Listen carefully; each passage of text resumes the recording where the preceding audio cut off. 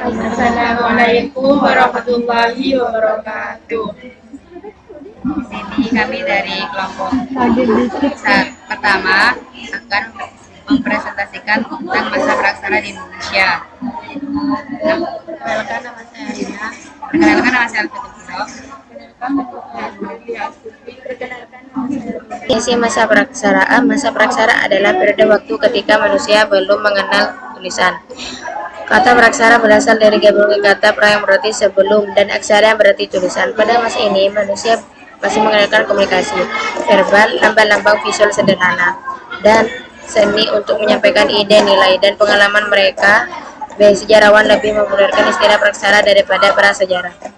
Pembabakan berdasarkan geologi dibagi menjadi 4. Zaman Arkeozoikum, zaman Paleozoikum, zaman Mesozoikum, zaman Heozoikum.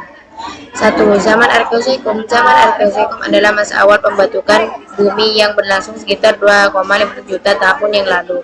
Zaman ini juga dikenal dengan nama Arkaikum. Arkaikum atau Arkean beberapa peristiwa yang terjadi pada zaman Arkeozoikum.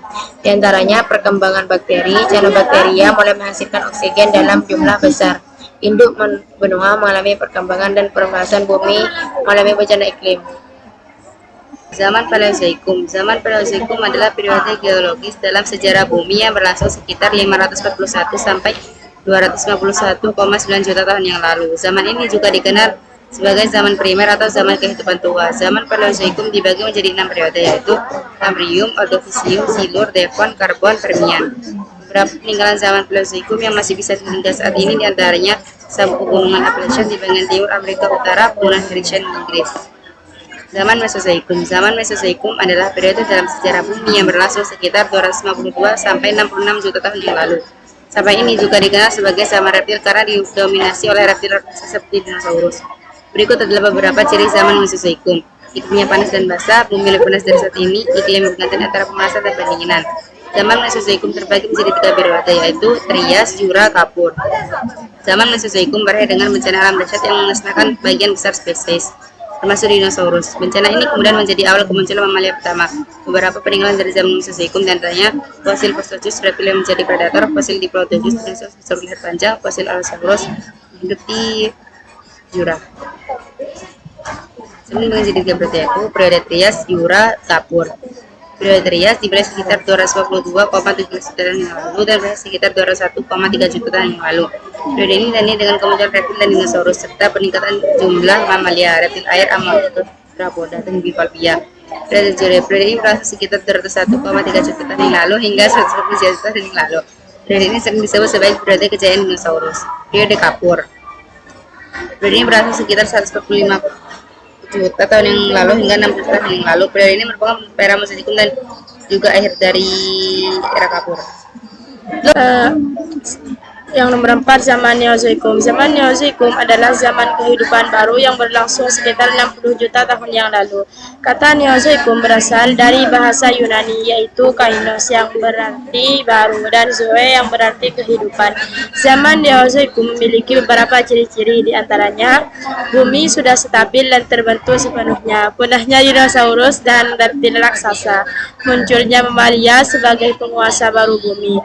Nama Neozoikum dibagi menjadi 2, yaitu zaman tersier atau zaman ketiga dan zaman kuarter atau zaman keempat. Pada zaman Neozoikum bumi mengalami